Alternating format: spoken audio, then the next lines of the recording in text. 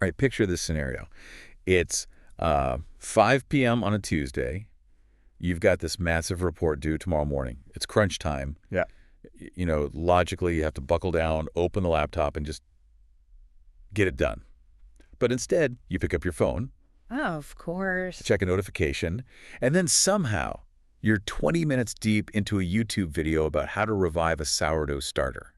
Or you decide that right now is the only time to descale your coffee machine. I think we've all been there. It's that specific agonizing paralysis where you're doing absolutely everything except the one thing you actually need to do. Exactly. And then you look at the clock, it's midnight, the work isn't done, and the panic really sets in. Right. And the story in our heads during that panic is, it's usually pretty brutal. Right. We tell ourselves we're lazy, Yeah. that we have zero discipline, or we're just bad at time management. It's this immense, crushing guilt. It is. I know I do it. I'll sit there thinking, why can't I just be a functional adult? Well, that's the common myth, isn't it? The idea that procrastination is some kind of character flaw. That if you were just a better person, you'd do the work. Right. But if we really look at the research we've gathered for this deep dive, and we're talking about work from trauma-informed strategists like Alyssa Smith and, the insights from TED-Ed, that whole guilt trip, it's not just unhelpful, it's scientifically inaccurate. And that is the mission for today. We are going to flip the script on why we put things off. We're digging into the biology, the psychology, and even the childhood origins of this behavior. And the big headline here, the thing that might make you feel a little less crazy, is that procrastination is not about being lazy. Not a character flaw. Not at all. It's actually a biological stress response. And as we're going to see, it can often be a symptom of past trauma, and not necessarily the kind of big T trauma you would expect. Okay, so let's unpack this, because honestly, when I'm reorganizing my spice rack instead of working on a deadline, it feels like a choice. A bad choice? Sure, but a choice. It feels like a choice, but it's more like a hijack. To understand this, we have to look at the brain at war with itself. A war in my brain. Kind of, yeah. When you think about a difficult task, like that report, your brain doesn't always see it as just a task. Depending on your history, it can perceive it as a genuine threat. A threat. Like a predator. I mean, logically, I know a spreadsheet can't actually eat me. Logically, yes. But your amygdala doesn't know what a spreadsheet is. That's the ancient part of your brain, the threat detector. And when you think about that task, if it triggers anxiety or insecurity, the amygdala just lights up. So it panics. It panics. It treats those uncomfortable feelings as a danger to your safety. It releases adrenaline. It kicks off a full-blown fear response. So my brain is literally freaking out over an email. It is. And here's where the conflict happens. That panic, it effectively overpowers your prefrontal cortex. Which is the logical part, right? Exactly. The prefrontal cortex is the evolutionary newcomer. It's the CEO of the brain. It handles long-term planning, emotional regulation, all that good stuff. It's the part saying, hey, if we do this now, we can relax later. But the amygdala is louder. Much louder. One of our sources used this really effective image for it. They described it as the survival brain, the right brain, basically bullying the logical left brain. Oh, right. I remember that note. It said the survival brain takes over and basically tells the logical brain, take a hike. We don't need calculus in the life or death emergency. Which makes perfect evolutionary sense. If you're being chased by a tiger, you don't need to do long division or draft a memo. You just need to run. Your body shuts down the unnecessary functions. To prioritize survival, yes. And that's what procrastination is in this context. It's a survival response. So it's a fight, flight, or freeze response. Exactly. When you procrastinate, you aren't really avoiding the task itself. You are avoiding the negative feelings that come with the task. The dread, the insecurity, the feeling of incompetence. You're fleeing the bad feeling. So when I'm doom scrolling on my phone instead of working, that's actually me fleeing the threat. Precisely. Or freezing. You're trying to deal with the threat by avoiding it in favor of something less stressful, something that will lower your cortisol levels. But here's the thing that always confuses me. And I think this is where the logic breaks down for most people. We know it's bad for us. We know putting it off makes the deadline tighter and the stress worse.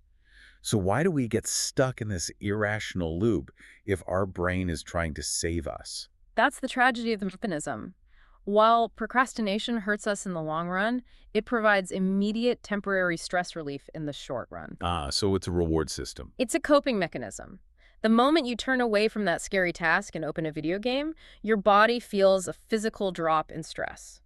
That reinforces the behavior. Your body learned, oh, when I feel this dread, if I just look away, I feel better. It's almost like an addiction loop.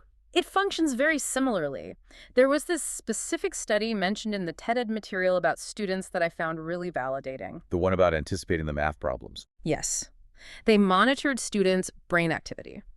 And they found that when the students were actually doing the math problems, the pain centers in their brains were quiet. It wasn't that bad. But when they were just thinking about doing the math, when they were procrastinating, that's when the pain centers were lighting up like a Christmas tree.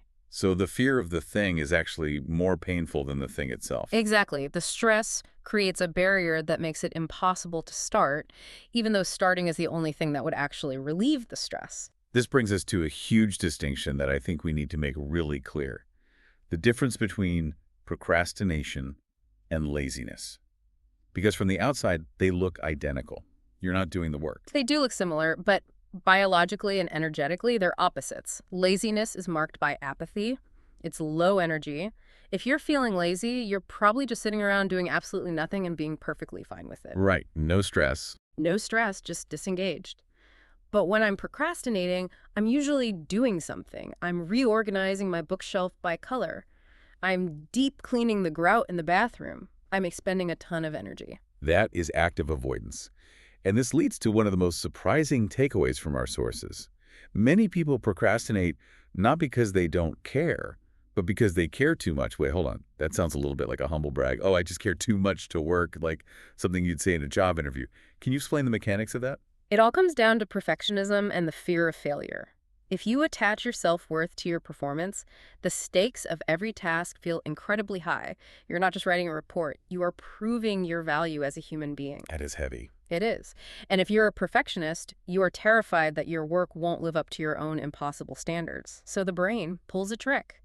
It delays the work to protect you from the potential shame of producing something mediocre. So I put it off to avoid proving that I'm not good enough. You got it. The sources call this the unsuccessful group mentality. It's a form of self-sabotage. Think about the logic. If you try your absolute hardest, put in all the time, and you still fail, what does that say about you? It says I'm not capable, that I gave my best and it wasn't good enough. Right. But if you procrastinate, wait until the last minute, and then do a mediocre job.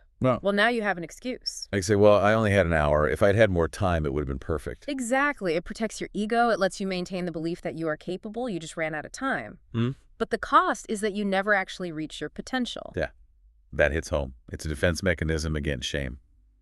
And speaking of shame and these deep-seated beliefs, this leads us into the deeper, maybe more surprising part of our research today. The trauma connection. Yeah, we mentioned trauma earlier.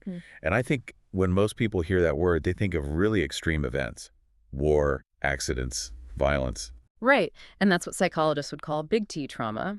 But Alyssa Smith, the trauma-informed strategist we looked at, she breaks this down further.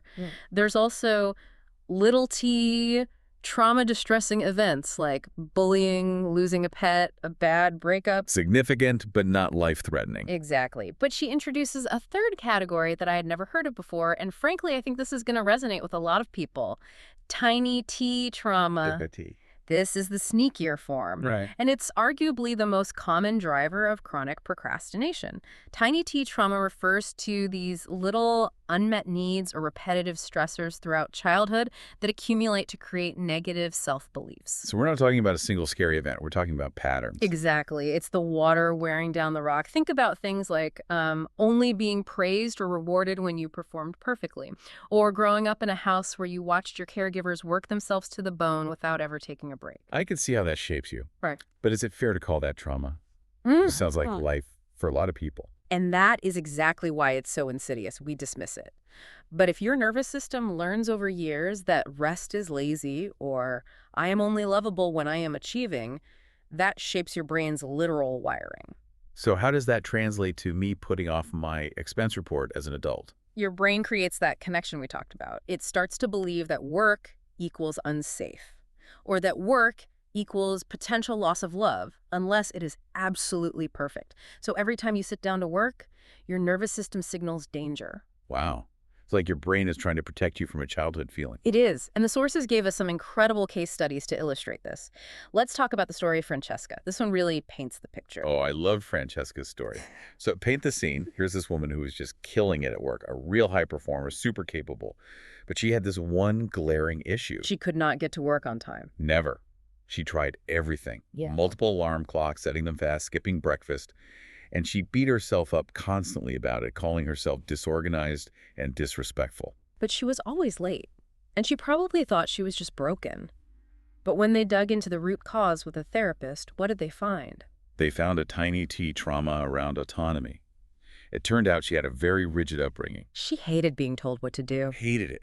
Being forced to be on time triggered these deep childhood memories of being told to grow up, be serious, and to suppress her natural personality.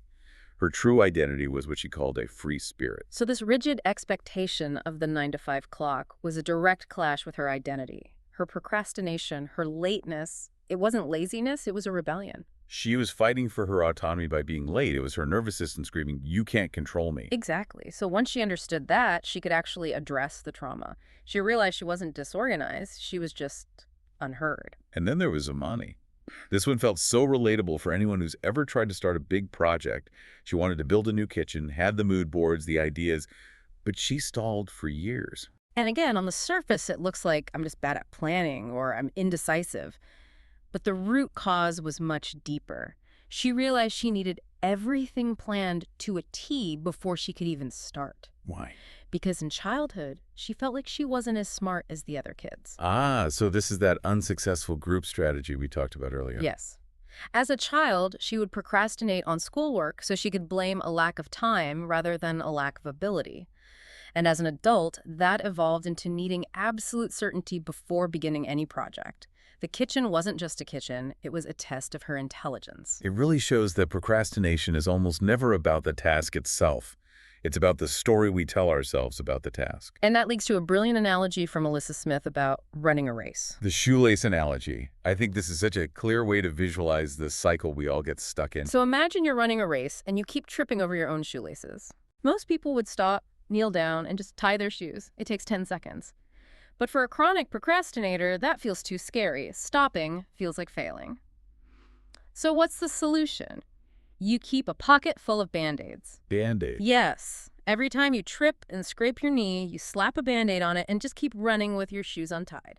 And the Band-Aid is the procrastination. Exactly. The procrastination is the quick fix. It makes you feel safe for a second. It covers the wound. You watch the YouTube video, you eat the snack, you feel a little better. But it doesn't solve the core problem. Which is that you're going to trip again in 10 yards. Because your shoes are still untied. Yeah. The root cause, the fear, the trauma, the nervous system dysregulation, it's still there. And tying the shoelaces in this metaphor, it means calming the nervous system.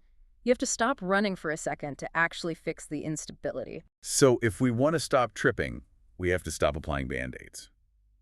Which brings us to the actionable part of this deep dive. How do we actually rewire this response? Because the standard advice is always get a planner, use the Pomodoro technique, or you just be more disciplined. And the research shows that for this specific type of procrastination, the trauma-based, anxiety-based discipline and being hard on yourself usually fail. In fact, they often backfire. Why is that? This seems so counterintuitive. Shouldn't I just force myself to do it? Think back to the brain mechanics we talked about. If procrastination is a stress response, if it's your amygdala freaking out, what happens when you start yelling at yourself? You're lazy, do it now. What's wrong with you? I guess I'm just adding more stress to the pile. You're layering more negative emotion onto the task. You are increasing the threat level. You're making the bear in the woods bigger and scarier. That makes so much sense. Yeah. If I'm already scared of the report, yelling at myself about the report just makes me want to run away even more. So the first step is actually self-compassion. Which sounds fluffy. I know some listeners might be rolling their eyes, but you're saying this is backed by science. It is. A study from Carleton University found that students who forgave themselves for procrastinating on a first exam actually procrastinated less on the second exam. Because they removed the guilt. They lowered the threat level. So one specific tip is journaling, but not just a to-do list. Writing about why the task is stressing you out. So like, I am avoiding this email because I'm afraid the client will be mad at me. Right. Once you name the fear, your prefrontal cortex, the CEO, can start to get back in the driver's seat. You can start to rationalize the threat. But what if logic isn't working? What if the survival brain is just screaming too loud? Sometimes you can't just think your way out of a panic loop. That is when you need physical regulation. You cannot reason with a panic attack. You need to send physical signals of safety to your body. This involves the vagus nerve, right? We hear a lot about that lately. We do, and for good reason. The vagus nerve is the commander of your parasympathetic nervous system, your rest and digest mode. And Alyssa Smith walks through a specific exercise to manually activate it. It's almost like a reset button for the amygdala. I think we should actually walk the listener through it right now. It only takes a moment. Let's do it. Okay, if you're listening and not, driving or operating heavy machinery, try this with us. Step 1. Rub your hands together vigorously. Just create a little friction, a little heat. We want to generate some sensory input. Okay, rubbing hands. I can feel the heat. Now place those warm hands on your cheeks and your neck and apply a little bit of pressure. Just kind of support the weight of your head and take a deep, slow breath. Inhales, exhales. Okay, now cross your arms over your chest and give your shoulders a firm squeeze, like you're giving yourself a tight hug. Got it. And one more deep breath right into that hug. That actually feels really grounding. Why does that work? It works because it sends a direct biofeedback message to your survival brain that says, we are safe, we are held, there is no tiger. It bypasses the amygdala's panic. So the goal isn't to force yourself to work. It's to make your body feel safe enough that work doesn't feel like a threat anymore. Precisely. You are convincing your nervous system that you don't need to fight or flee or freeze. And once that freeze response lifts, the work becomes accessible again. It's a total paradigm shift. We've spent so much time thinking procrastination is about time management, but it sounds like it's really about emotion management. It's about regulation. If you can regulate your body, the time management often takes care of itself. So as we wrap up this deep dive, I think the biggest takeaway for me is that procrastination is a signal. It's a canary in the coal mine. It's not a defect in you. It's a blinking red light telling you that there's unaddressed stress or an unmet need or a tiny T trauma that's being triggered. So instead of trying to silence that signal or beat it into submission, we should actually listen to it.